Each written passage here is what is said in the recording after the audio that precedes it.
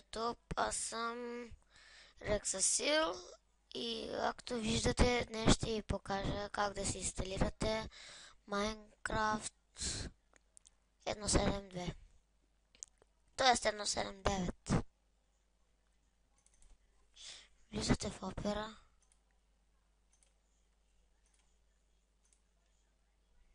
пишете Замда, влизате тук, цъкате в торенти, пишете Minecraft,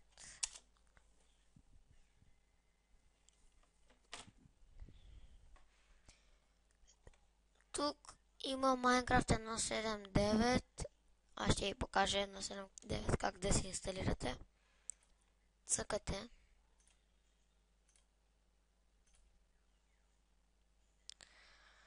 И аз си го свалих. Да, ще направим.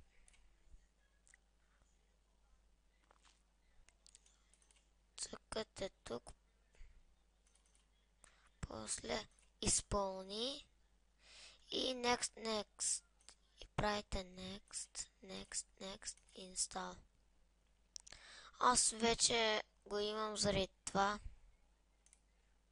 Още веднъж ще го инсталирам. Да няма да е проблем.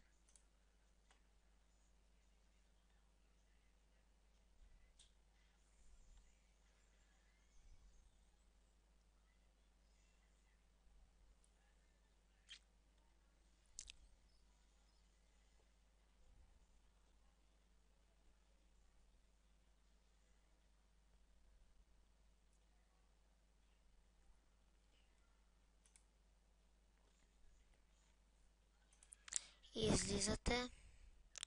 Той ще ви покаже Updating Launcher.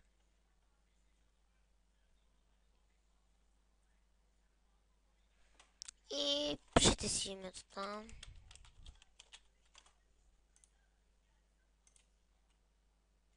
И от тук си избирате коя версия. Аз ви показах 1.7.9 и ще влезем с 1.7.9.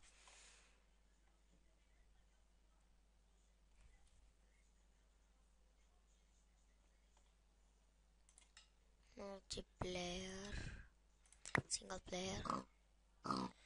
И ето аз направих нещо с Minecraft папката и